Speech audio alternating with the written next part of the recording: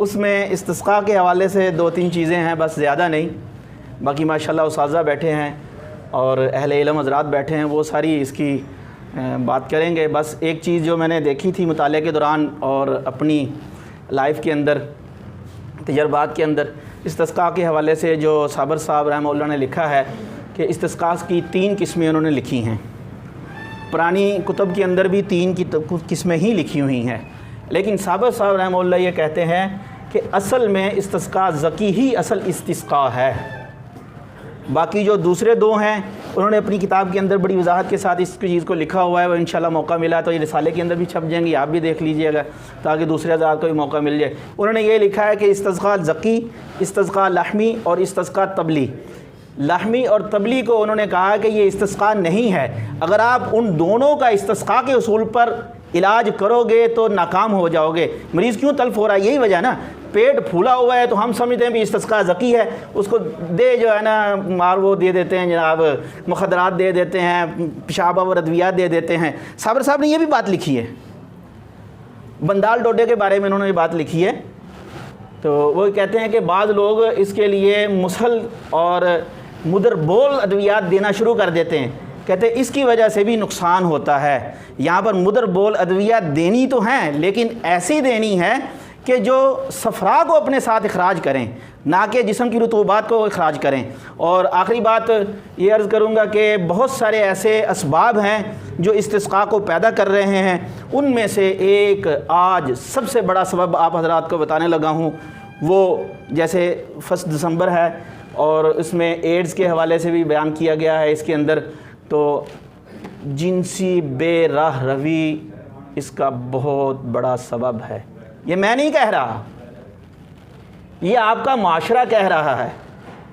وہ چیخ چیخ کے بول رہا ہے کہ یہ جنسی بے راہ روی اتنے سخت ترین امراض کا سبب بن رہی ہے. اور دیکھتے ہیں ہم لوگ، دیکھیں آپ لوگ، صابر صاحب نے بھی یہ بات لکھی ہے، بڑی پیاری انہوں نے بات لکھی ہے. آپ کتاب ان کی دیکھیں، ان کی کتاب ہے وہ کیا کہتے ہیں، اعادہ شباب.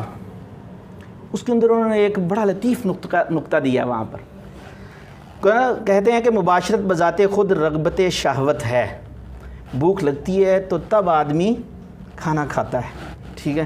تو اب یہ کہتے ہیں کہ جس کو ضرورت ہے مباشرت کی، اگر وہ مباشرت نہ کرے یا اس کو غلط انداز میں استعمال کر لے تو اس کو بہت بڑی بیماریاں بھی لگ سکتی ہیں. ساتھ انہوں نے کہا اکثر استسقاء ہو جاتا ہے. تو یہ جو کالے یرکان والے مریض ہسپتالوں میں بھرے ہوئے ہیں، پیٹ میں کسی میں تھوڑا ہے کسی میں کم ہے، میں دیکھتا ہوں نا، میرے پاس آتے ہیں، ہم دیکھتے ہیں کہ اکثر مریض اس کے اندر جو ہے نا وہ مبتلا ہے. یہ جنسی بے راہ روی ہے. تو اس لیے اس کو بھی ہم نے روکنا ہے. صابر صاحب نے اور بھی بہت ساری چیزیں لکھی ہیں، وہ آپ حضرات کے سامنے عرض کروں گا. ایک لطیف سا نقطہ جو میری سمجھ میں آیا، ڈاکٹر صاحب کے گوش گزار بھی کرنا چاہوں گا. یہ الحمدللہ بہتر ہے، انہوں نے بڑی اچھے انداز میں بیان بھی کر دیا، میں بھی عرض کر دیتا ہوں. صابر صاحب رحمہ اللہ نے ایک بات لکھی ہے کہ جو انگریزی طب ہے،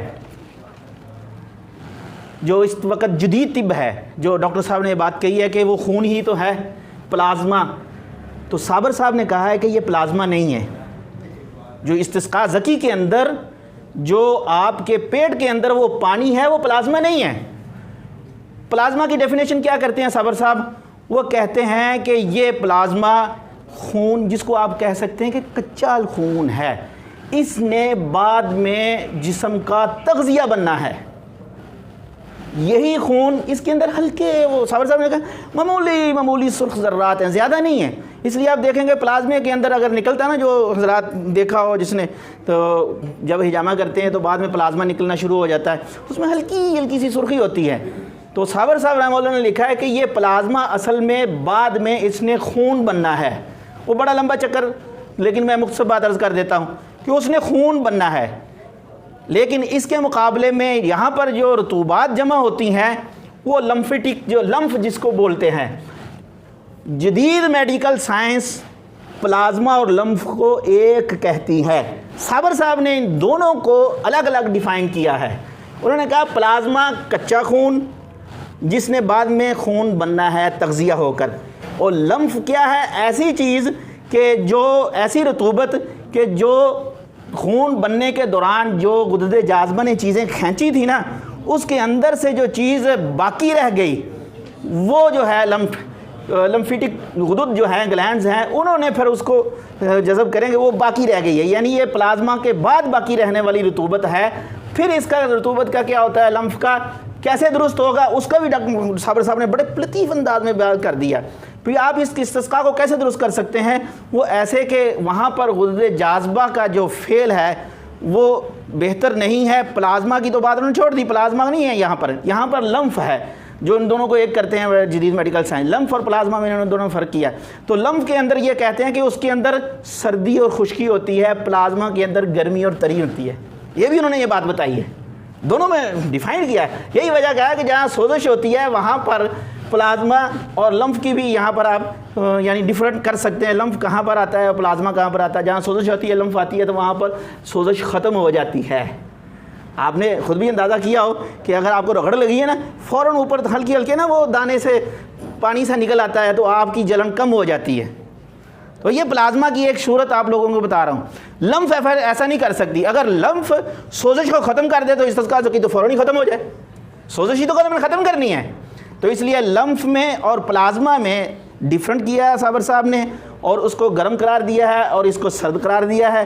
اب اس کا علاج انہوں نے یہ بتایا کہ آپ جو لمف ہے غدد جاذبہ کو فعل کو تیز کریں، وہ جو رہ گیا ہے اس کو یہ غدد جاذبہ پکڑیں گے، اس کو صحیح طور پر اس کے اندر سارا میٹابولزم کریں گے، پھر اس کو جسم کا حصہ بنا دیں گے یا اس کو خارج کر دیں گے، تو اس سے آپ کا استسقاء ٹھیک ہو جائے گا۔